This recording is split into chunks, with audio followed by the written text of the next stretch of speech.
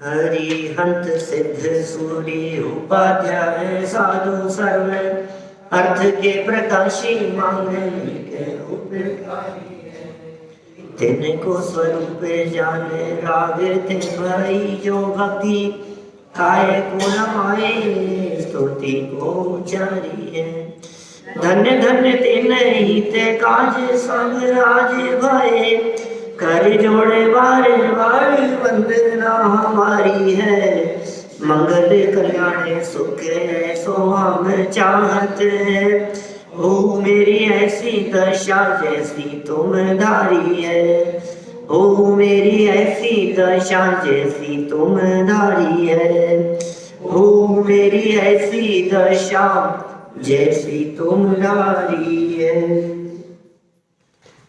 शत्र चूड़ामणि नामक ये ग्रंथ जीवनधर स्वामी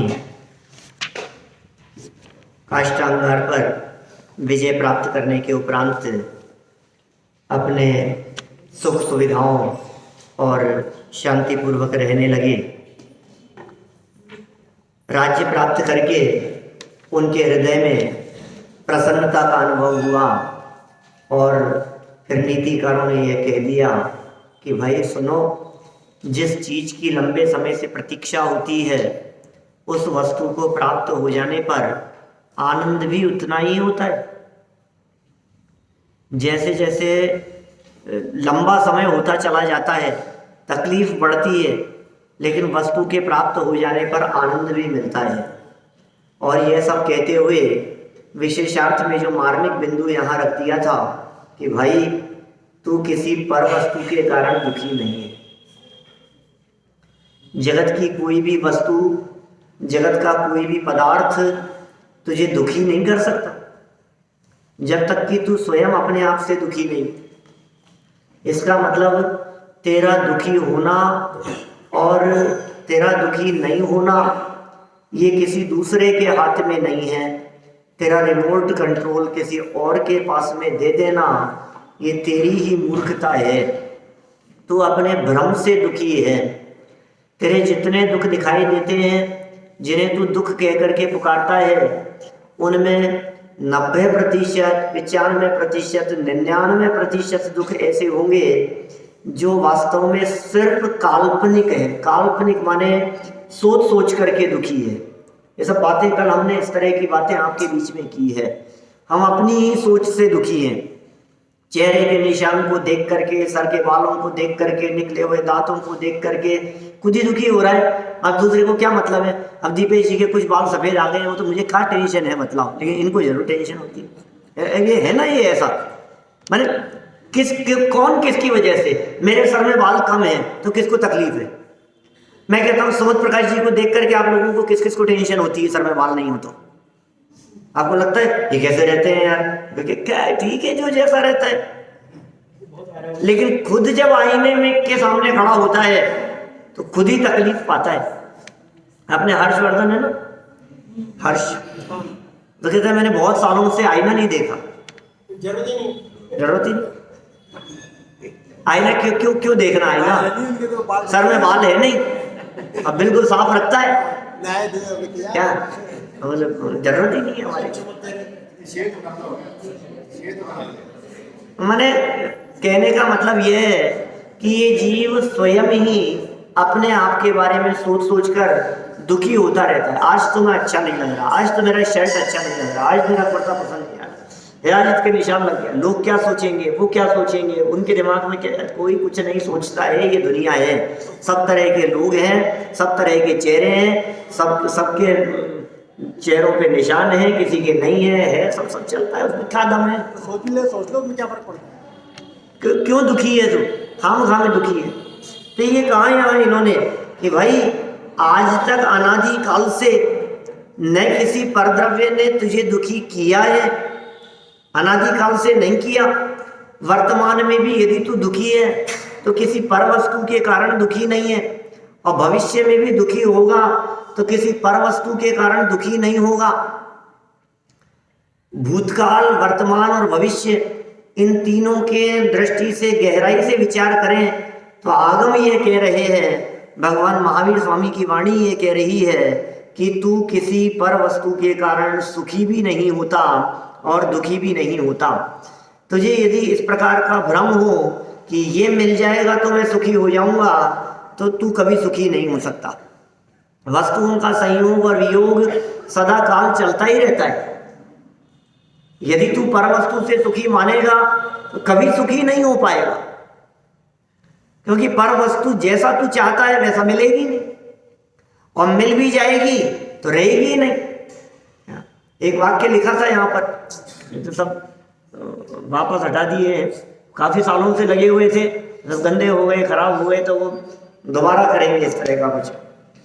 जो सोचता है वो होता नहीं है। वाक्य क्या था? जो सोचता है वो होता नहीं है, जो होता है वो रहता नहीं है, टिकता नहीं है। यदि सोचा हुआ हो जाए, पहले तो सोचा वो हुआ नहीं, और यदि हो जाए तो टिकता नहीं है, और टिका रहे तो भाता नहीं, मन बदल जाता है। बोलो कितने दिन डोसे खाओगे आप? सुबह खा लिए, शाम को खा लिए, दूसरे दिन फिर खा लिए, फिर दूसरे दिन शाम को, अब यही खाएं क्या? माने वो चीज रहती नहीं है। आप उस सुख को, उस आनंद को टिकाए रखना चाहो, वो टिकाई नहीं रह सकता है। ये वस्तु स्वरूप है इस तरह का। जगत के किसी भी पदार्थ के आधार पर जो हमने भ्रम जनित सुख की कल्पना की है, इसका उपाय टोडरमल जी साहब ये कहते हैं, पेज नंबर 52 नंबर पेज मोक्ष मार्ग प्रकाशक में, वो कहते हैं भ्रम जनित दुख को दूर करने का उपाय तो भ्रम दूर करना है।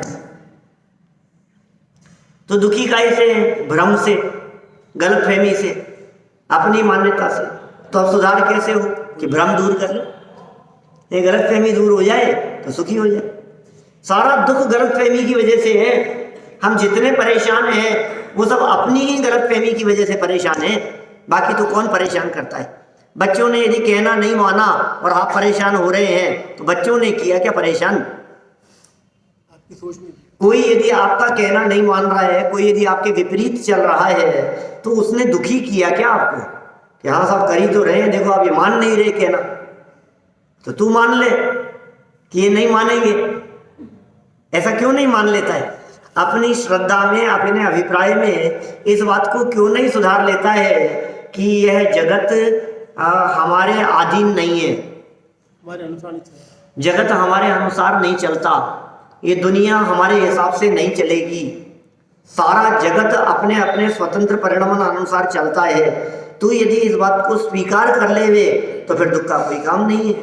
तो जो ज्ञानी जीव, यहाँ तो कहा जीवनधर कुमार, वे ज्ञानी थे, वे समझदार थे, इसलिए बाहर में राज्य पद मिलने पर दिखाई देने वाली प्रसन्नता भी ऊपरी प्रसन्नता है, अंदर में जानते हैं इस राजपाट में कुछ दम नहीं है। अंदर में तो शायद उस वीतरागता की धारा बरत रही हो कि अब ये सब छोड़ करके जाएंगे, अपन तो निकलेंगे, ये जंजाल में कब तक फंसे रहेंगे। ये धारा तो चलती ही है ना। सम्यक दृष्टि ज्ञानी जीवों के अंदर में संयम धरना सके पे संयम धारण की उर रटा रटी। ये है कि नहीं स्थिति? संयम नहीं धर पा रहा है अभी, लेकिन संयम धारण करने की रट अंदर में लगी हुई है। क्या चटपटाहट है अंदर में, कब संयम धारण करूंगा, कब संयम धारण, अंदर में वो बात चलती है। बाहर में रमत अनेक सुरनी संग 35 परिणति ते नित हटा हटी। कैसा दशा? चिन्ह मूरत द्रग धारी की मोहे रीत लागत है अटापटी। ये ज्ञानियों का जीवन है भाई साहब। बाहर से देखने से दिखाई नहीं देगा आपको, बाहर से देखोगे क्या आप, इन चमड़े की आंखों से तो चमड़ा ही दिखेगा क्या। और ये चमड़े को देख देख करके होता रहे, खुश होता रहे, राजी होता रहे, दुखी होता रहे, पीड़ित होता रहे, क्या है दम इसमें? ये ऊपर का चमड़ा है और अंदर तो सबकी हालत खराब है। बोलो, ऊपर से चमकदार दिखता है, इसमें कुछ दम नहीं है। वर्क सोने का चढ़ा है गोबर की मिठाई पर। ऊपर ऊपर से पॉलिशिंग दिखाई दे रही है, ऊपर से सोने जैसी परत परत दिखाई दे रही है, वर्क दिखाई दे रहा है, वर्क गोल्ड का वर्क है ऊपर। यहाँ अंदर मटेरियल क्या है, माल क्या है अंदर? तो ये जो ऊपर से सुंदर और बदसूरत दिखाई दे रहा है, ये तो बाहर की पैकिंग है। अंदर माल कैसा है? अंदर में यदि ज्यादा अंदर भीतर जाकर के देखे तो वो जो पवित्रतम माल है उस पर तो दृष्टि है ही नहीं तेरी। अंदर में जो आत्म तत्व विराजमान है उस पर तो दृष्टि है नहीं। और थोड़ा सा यदि यहां से अंदर जावे तो जो गंदगी दिखाई देती है, जो अपवित्रता दिखाई देती है, स्वयं देखना पसंद न करे, ऐसी स्थिति है। तो ज्ञानी जीव क्या विचार करते हैं? ये भेद विज्ञान का विचार करते हैं। ये ज्ञानी जीव ये चिंतन करते हैं कि इसमें कुछ सार नहीं है। ये फर्क है, अंतरंग और बहिरंग का फर्क है। इसलिए काष्टांगार बाहर से कैसा था और जीवंधर कुमार कैसे हैं, काष्टांगार का अंतरंग कैसा था और जीवंधर कुमार का अंतरंग कैसा है, इसे इन्होंने मणियों और कांच के टुकड़ों की उपमा देकर के कह दिया। ठीक इसी प्रकार की बात भक्तामर स्तोत्र में भी कही है। क्या? नैवम तु काच शकले किरणाकुलेपी, क्या? नैवम, न एवं नहीं ही है, नैवम तु काच शकले, कांच के टुकड़ों के समान, किरणाकुलेपी, सूर्य की किरणों से का प्रभाव पड़ने के बावजूद भी उन कांच के टुकड़ों में वैसी चमक नहीं है जो मणियों की जैसी कही गई है।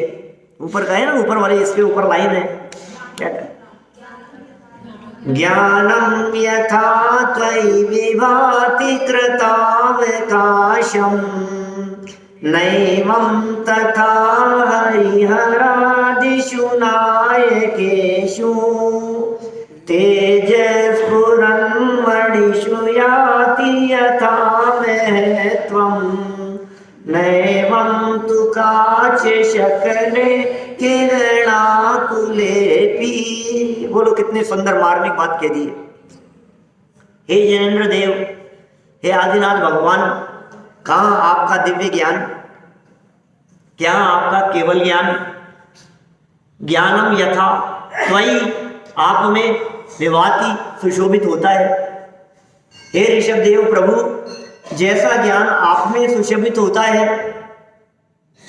कृतावकाशम, पूर्ण रूप से, जिसमें रंच मात्र भी कमी नहीं है, नैवं तथा हरिहरादिषु नायकेषु, वैसा ज्ञान हरि हर जगत में दिखाई देने वाले नायक, जगत में दिखाई देने वाले श्रेष्ठतम महापुरुष और देवी देवता, उनमें हे ऋषभ देव भगवान, जैसा ज्ञान आप में है वैसा दिख ही नहीं सकता।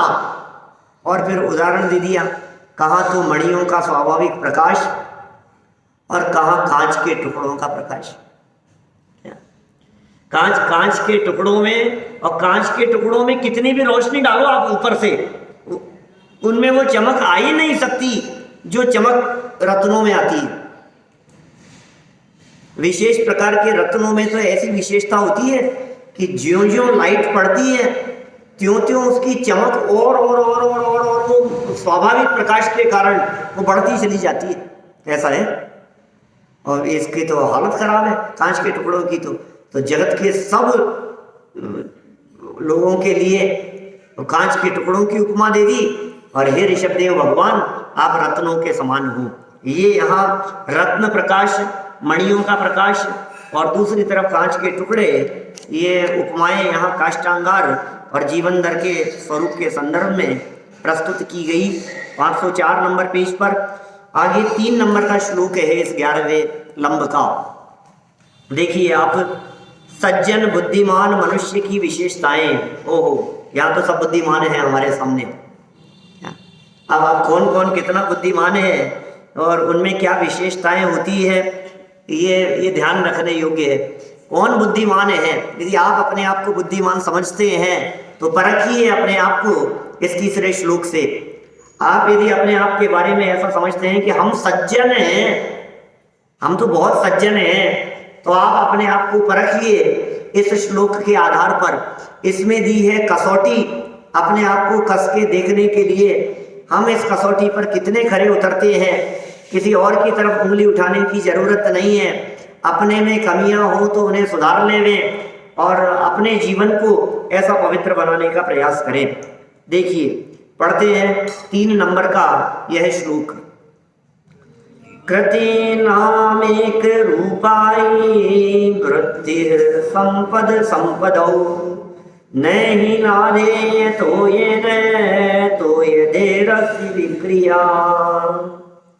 निश्चय से संपत्ति और विपत्ति में बुद्धिमानों की वृत्ति एक सी रहती है।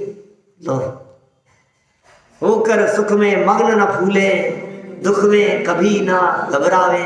ये कह रहे हैं यहाँ पे, ये तो कह रहे दोनों ही परिस्थितियों में, संपत्ति में भी क्या, और यहाँ तो थोड़ी सी संपत्ति मिले और ये तो फूला नहीं समाता है क्या। और थोड़ा सा संकट आ जाए तो ऐसे लगता है जैसे मरा, मैं तो मरे जा रहा हूं। आप सोचिए जरा, ज्ञानियों की दशा कह रहे हैं, ये बुद्धिमानों की दशा कह रहे हैं।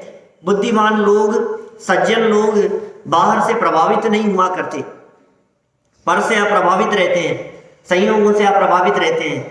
वे जानते हैं कि अनुकूलताएं भी ज़्यादा समय टिकने वाली नहीं है और प्रतिकूलताएं भी ज़्यादा लंबे समय रहने वाली नहीं है। जब अनुकूल और प्रतिकूल दोनों ही परिस्थितियों के संदर्भ में इतना बारीकी से विचार कर लिया, अब तकलीफ किस बात की है। अब होकर सुख में मग्न न फूले, अब फूलेगा नहीं। लाखों वर्षों तक जीऊं, खुश नहीं होगा। अरे मेरी तो उम्र बढ़ती जा रही है, 125 साल का हो गया, 105 साल का हो गया, 120 साल का हो गया, कोई मतलब नहीं। या मृत्यु आज ही आ जावे, दुख में कभी न घबरावे। पर्वत नदी शमशान भयानक, अटवी से नहीं बहना। डर नहीं लगता आपको? डर नहीं लगता क्या? आपको मौत का डर नहीं लगता है क्या? आपको घबराहट नहीं होती है क्या? आपको चित्त में ऐसा नहीं लगता है कि अरे यार क्या होगा क्या होगा क्या होगा? वही है, वही जो भगवान के ज्ञान में झलका है। अनहोनी होती नहीं क्यों ही, काहे वो तो अधीर आ रहे, तो अधीर क्यों होता है? और घटना और परिस्थिति तो वैसे ही बनती हुई दिखेगी ना, जैसा तूने पैक किया था। पैकिंग तो तेरी ही थी, जैसा जैसा पैक किया था अपने टिफिन में, पहले पैक करके लाया था अपने घर से। अब लंच टाइम में जब उस टिफिन को खोलता है तो माल तो वही निकलेगा जो पैक किया था। किसी के भी साथ बनने वाली घटनाएं और परिस्थिति अनहोनी नहीं होती, क्योंकि बनने वाली परिस्थिति उसका निर्णायक निमित्त रूप से बंधा हुआ कर्म वो वर्षों पहले हमारे द्वारा ही बांध लिया गया था।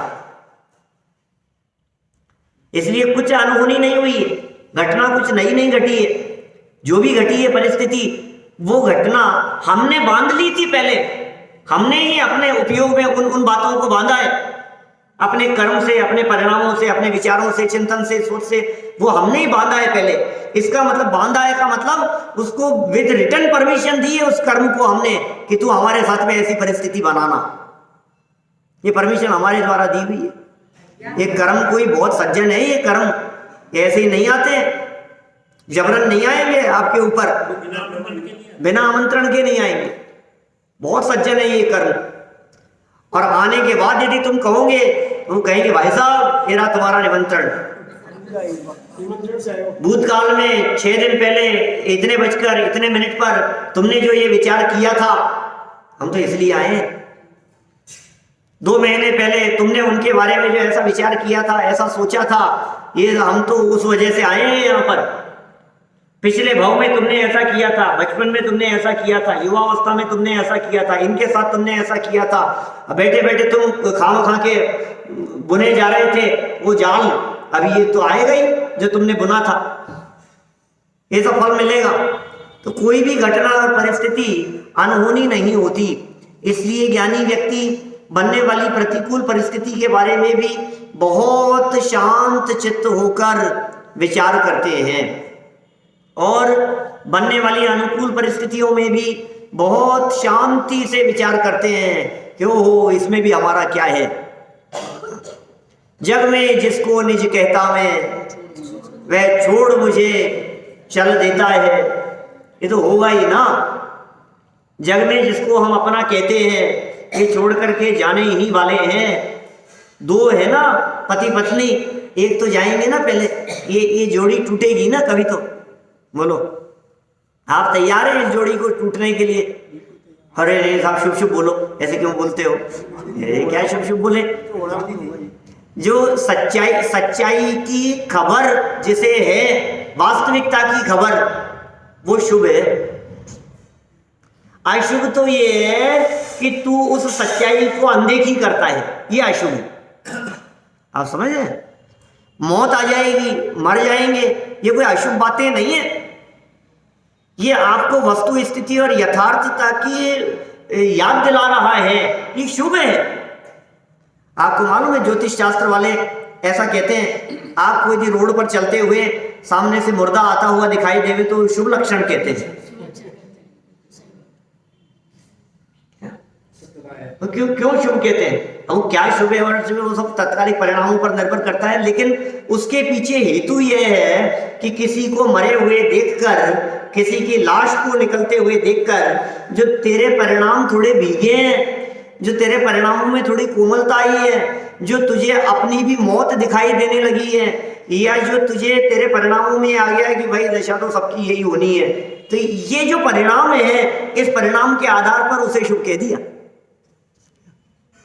बाकी तो जो क्या फल मिलेगा उसका तो अलग है। ऐसा थोड़ी नहीं कि ये रास्ते में मुर्दा दिख गया तो जिस काम से जा रहे थे वो हो ही जाएगा, ऐसा नहीं है।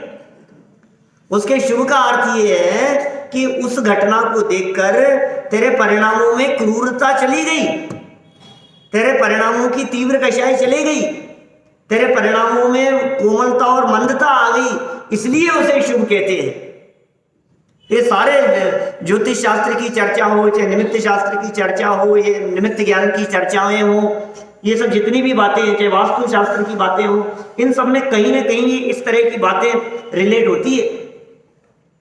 लेकिन अपन समझते नहीं है, तो समझने वालों से तो पूछ लें कि इस चक्कर में उलझना मत, नहीं तो मारे जाओगे। क्या फिर तोड़ फोड़ी चलती रहेगी बस, फिर जीवन में शांति नहीं मिलेगी तुम्हारे को, क्योंकि पूर्ण ज्ञानी कोई नहीं है। और भाई हम तो ये कहते हैं, अभी तो बात तो ये चल रही है कि ये द्रव्य कर्म तुझे सुखी दुखी नहीं कर सकता, तो ये नौकर्म तुझे सुखी दुखी कैसे करेंगे? तेरे जितने सुखी होने के लिए प्रयास है ये सारा नौकर्म में है ना। नौकर्म माने क्या होता है? संयोग, सारे संयोग।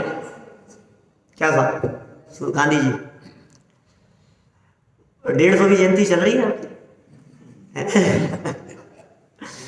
देखो ये कितना अपने को लग रहा है ये सब संयोग, ये ऐसा हो जाए, ये अरे भाई ये सब नौकर्म है क्या?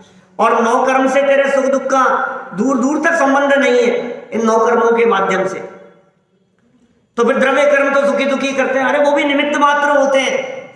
द्रव्य कर्म का उदय आया और द्रव्य कर्म के उदय आने पर तुझे ये नौकर्म मिल गए, द्रव्य कर्म के उदय में मिल गए सब नौकर्म, द्रव्य कर्म के उदय से मिले, अरे तो भी तू सुखी दुखी ना हो, ये तेरे पुरुषार्थ पे निर्भर करता है। वो चीज अंदर की चीज ही अलग है। ये बुद्धिमानों का लक्षण कह रहे हैं यहाँ, बहुत सुंदर वाक्य है। कभी इतने सुंदर वाक्य बतला देते हैं ये। देखो आप, मन रीझता है ऐसे पंक्तियों पर। निश्चय से माने सच्ची बात है, निश्चय माने सच्ची बात है, निश्चय माने यथार्थ बात है। निश्चय कोई निश्चय और व्यवहार या कोई ऐसा नहीं है कि कोई बहुत बड़े महान लोगों की बात हो कि त्यागी व्रती सन्यासी विद्वानों की बात हो, निश्चय व्यवहार नहीं भाई। निश्चय मतलब सच्ची बात, और व्यवहार माने कहने की बात, लगावटी, मिलावटी, घुमा फिरा करके कहने मात्र के लिए, ये जो बात है ये व्यवहार की बात है। व्यवहार में आप कुछ भी कहो, इन्होंने बचा लिया, व्यवहार में कुछ भी, आज तो इनकी वजह से बच गए था। आज तो देखो आप, ये आप व्यवहार में कुछ भी कहो, लेकिन निश्चय से, माने सच्चाई क्या है उसमें, इसकी खबर भी होनी चाहिए।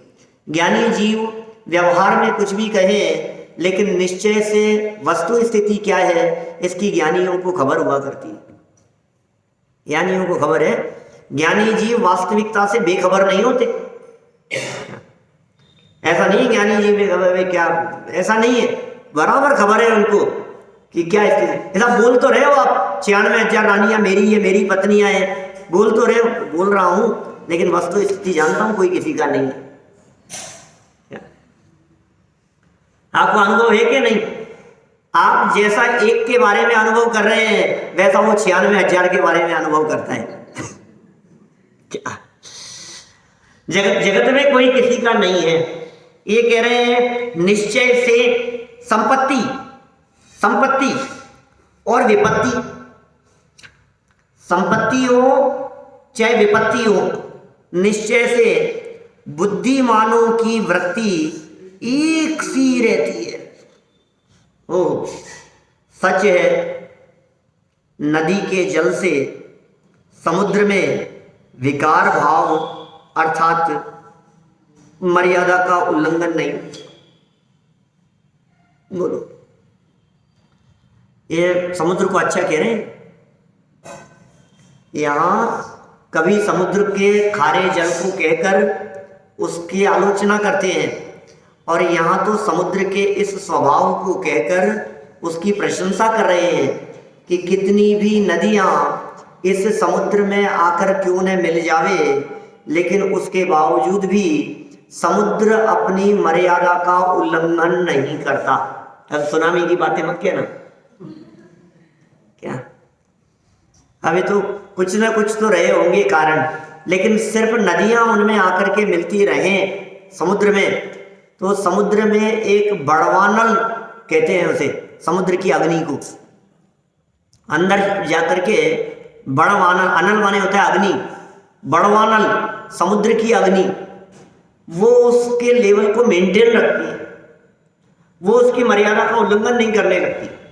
माने समुद्र के अंदर में जलने वाली वो उज्ज्वलता, वो अग्नि, वो उसको मर्यादा का उल्लंघन करने से रोक रही है। इसी तरह से ज्ञानी जीवों के हृदय में प्रवर्तमान ज्ञानाग्नि, वो ज्ञान रूपी अग्नि जल रही है, वो ज्ञानियों के अंतरंग की वो समझ, वो कभी भी ज्ञानियों को अपनी मर्यादा का उल्लंघन नहीं करने देते। रामचंद्र जी यदि महापुरुष थे और यदि वे मर्यादा पुरुषोत्तम कहलाए क्या, तो उन्होंने कभी अपनी मर्यादा का उल्लंघन नहीं किया।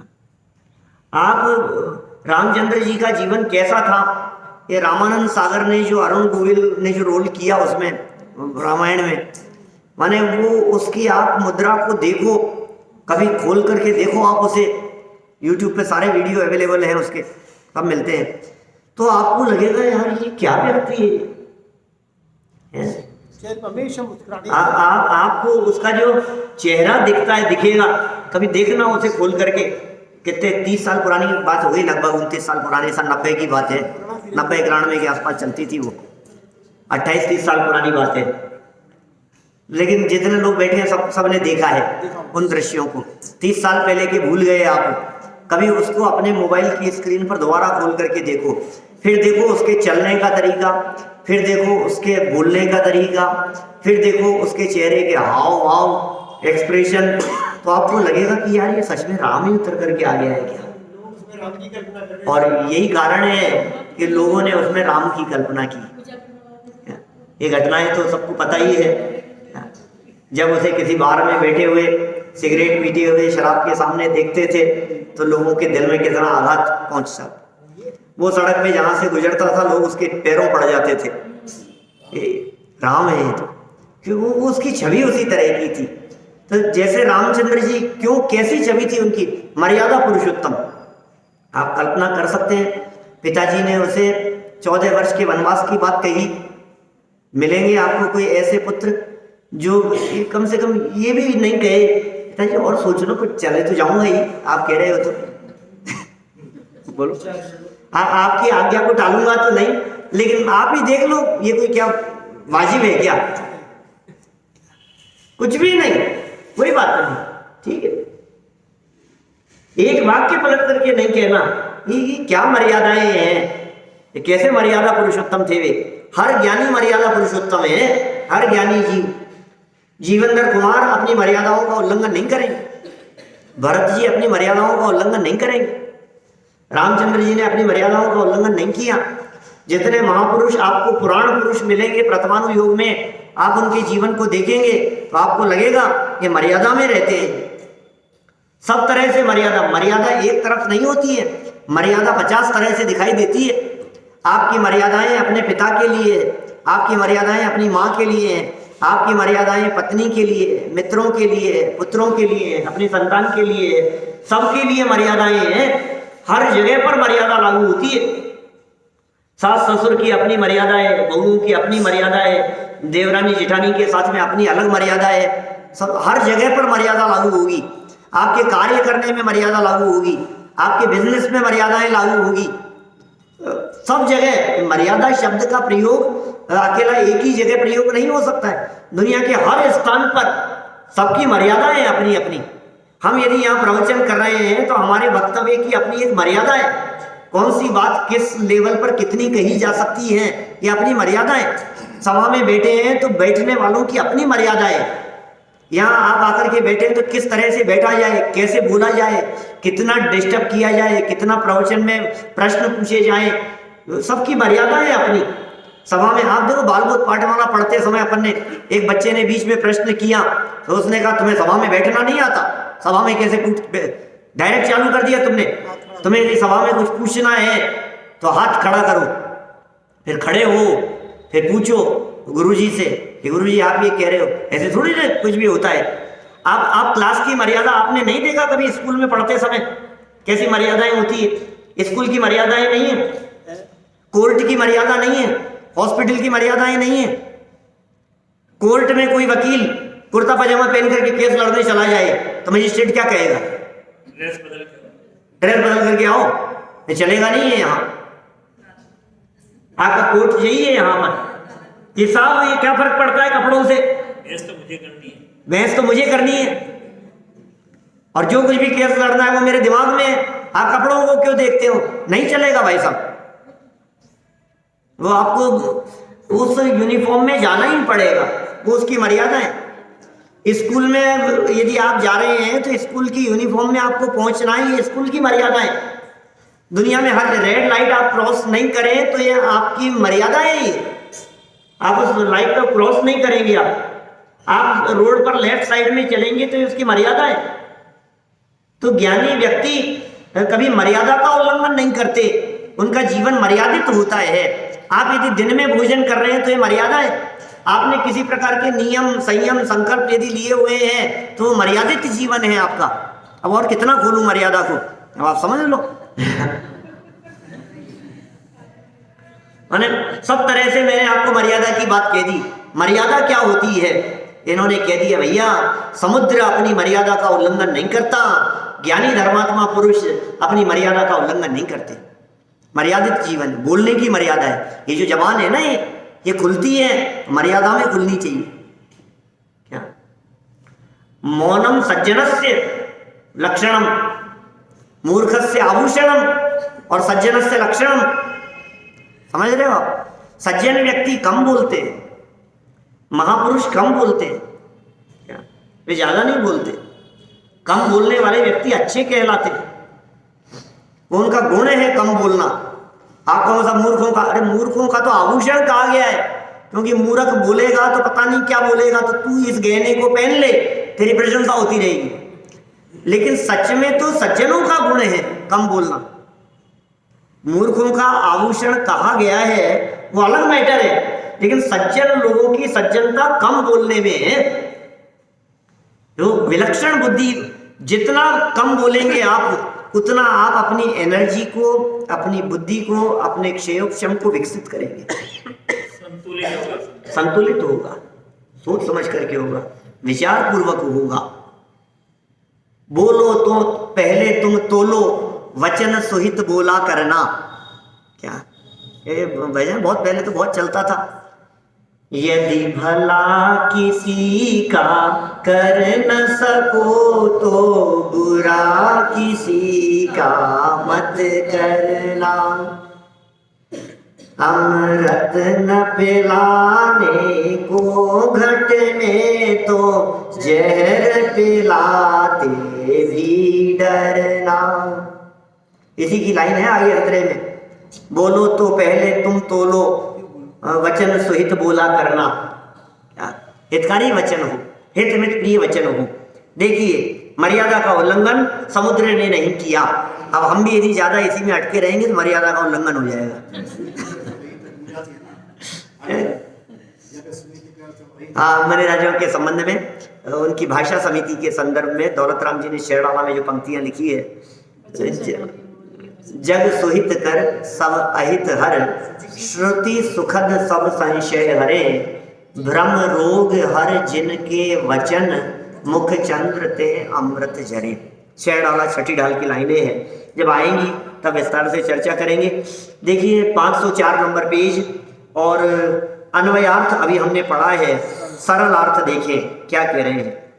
जिस प्रकार हजारों नदियों के जल को ग्रहण करके भी समुद्र अपनी मर्यादा का उल्लंघन नहीं करता है। ओह, हजारों नदियों का, सारी नदियां, जितनी भी नदियां हैं, बहना शुरू कहीं से भी होती हो, लेकिन फाइनल डेस्टिनेशन उनका यदि कुछ है तो समुद्र है।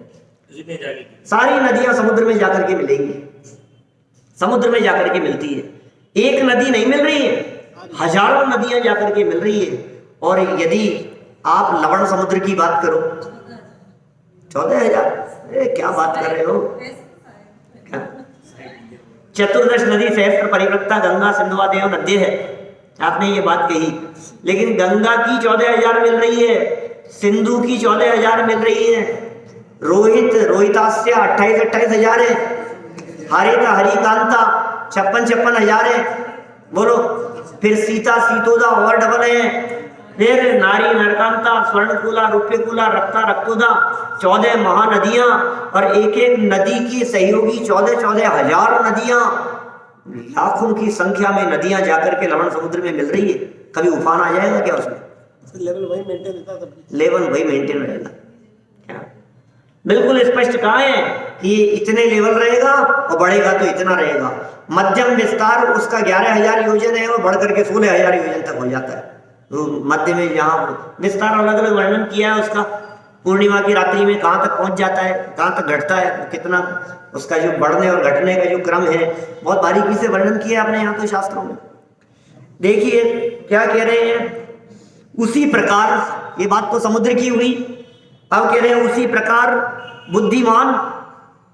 बुद्धिमान सतजन, सत्य की खबर रखने वाले पुरुष भी महान संपत्ति, या मान को वापस लगाओ, यहां भी महान विपत्ति के आने पर भी प्रसन्न या खेद खिन्न नहीं होते हैं, वे तो समता भाव ही धारण किए रहते हैं। माने भाई,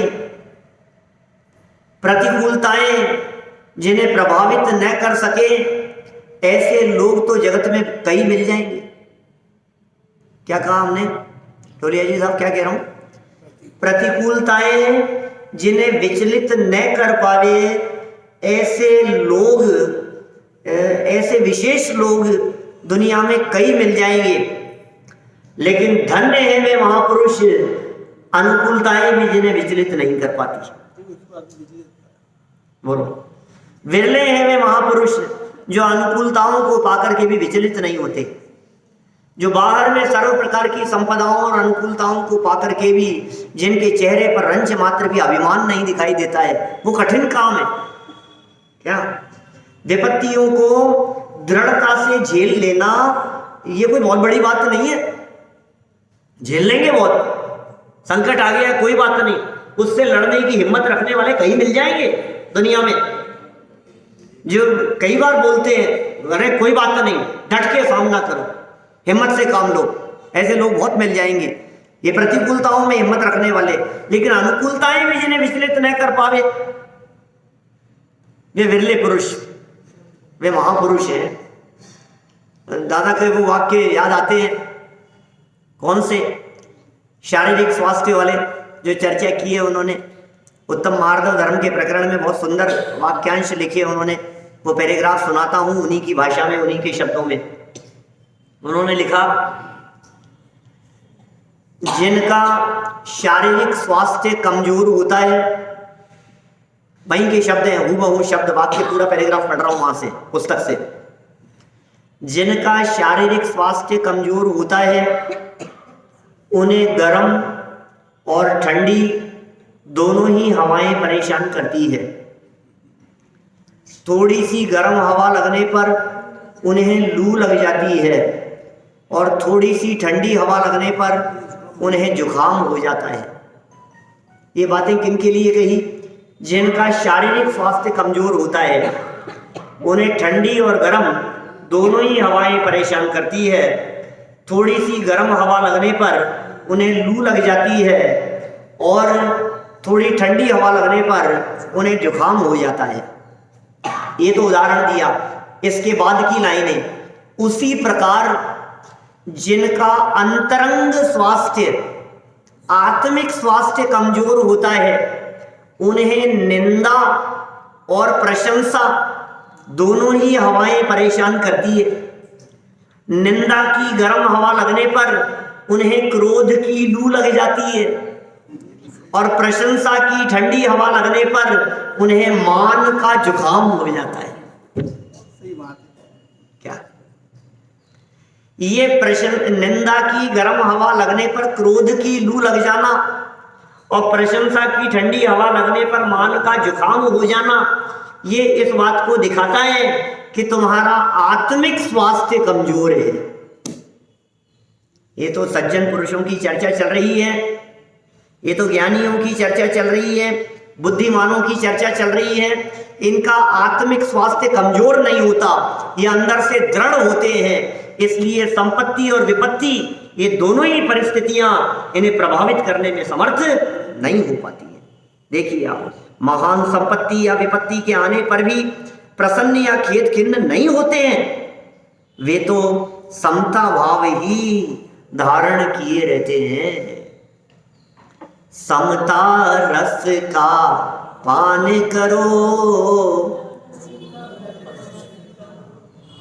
शांत रहो, सहज रहो, सहज सदा ही शांत रहो।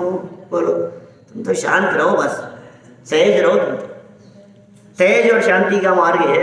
देखो, विशेषार्थ पढ़ करके पूरी करते हैं अपनी बात को। जीवनधर कुमार तो पहले एक सामान्य वणिक पुत्र मात्र थे। क्या थे? अपने आप को समझते भी यही थे, मनीय के बेटे थे। जनता भी यही समझती थी और खुद को भी यही समझते थे।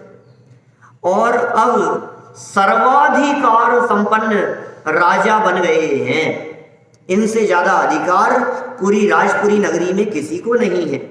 इतना आमूल चूल परिवर्तन होने पर भी कितना परिवर्तन हो गया है।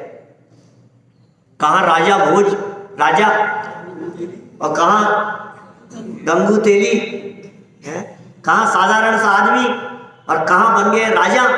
इतना परिवर्तन हो गया है।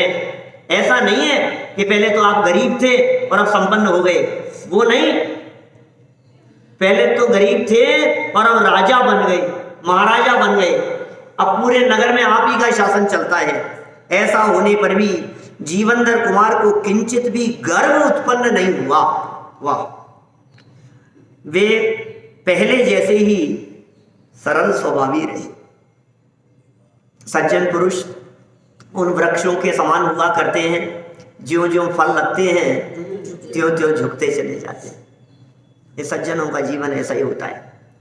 ज्यों ज्यों फल लगेंगे त्यों त्यों झुकते चले जाएंगे। पंडित टोडरमल जी और दीवान रतनचंद जी, दीवान साहब थे रतनचंद जी, शायद ये रतनचंद जी दीवान अमरचंद जी के भाई थे क्या? तो रतनचंद जी और टोडरमल जी का वो किस्सा आता है, इस तरह का प्रसंग।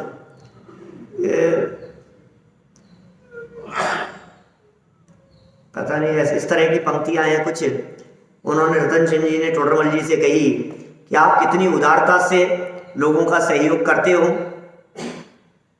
तो ज्यों ज्यों लोग आपकी जय जयकार करते हैं, ज्यों ज्यों कर ऊंचे करें त्यों त्यों नीचे नैन, ऐसी लाइनें हैं कि जैसे आप इतना सहयोग करते हो, लोगों की हेल्प करते हो, लोग आपकी जय जयकार करते हैं और आपकी नजरें झुक जाती है। ज्यों ज्यों कर ऊंचे करें त्यों त्यों नीचे नैन। तो टोडरमल जी साहब ने पलट करके जवाब दिया कि देने वाला भाग्य है, देत रहे दिन रैन, लोग भरम मेरो करें याते नीचे नैन। क्या क्या क्या समझ में आएगी ये बात? तो भाग्य है मेरा पैर कि साहब आपने हमारे इतना सहयोग किया, आपने हमारे को इतना दिया, आपकी जय हो, धन्य है आप। क्या आपकी वाणी से इतना हमारे को लाभ मिलता है, आपकी जय हो। क्या तो क्या क्या कहते हैं वो, देने वाला भाग्य है, तुम्हारा अपना भाग्य है भाई, तुम्हें जो कुछ भी मिल रहा है देने वाला भाग्य है, देत रहे दिन रैन, दिन रात, रैन माने रात, रैन बसेरा होता है ना, रैन माने रात, देने वाला भाग्य है, देत रहे दिन रैन, और लोग भरम में रो करे याते नीचे नैन। ज्ञानियों की दृष्टि ऐसी हुआ करती है। तो ये कह रहे हैं भाई साहब, जीवेंद्र कुमार को किंचित भी गर्व नहीं हुआ, वे तो पहले जैसे ही सरल स्वभावी रहे। यही सरल स्वभाव बुद्धिमान सज्जन पुरुष की विशेषता समझना चाहिए। अब हम सब कितने सज्जन हैं, हमें अपने आप को इस कसौटी पर कस करके देखना चाहिए। जितनी कमी हो उसे सुधारना चाहिए और जितनी उज्ज्वलता हो उसमें गर्व भी नहीं करना चाहिए। हम सब इस सज्जनता की और बुद्धिमत्ता की कसौटी पर खरे उतरे। इसी मंगल भावना से बात को यही विराम।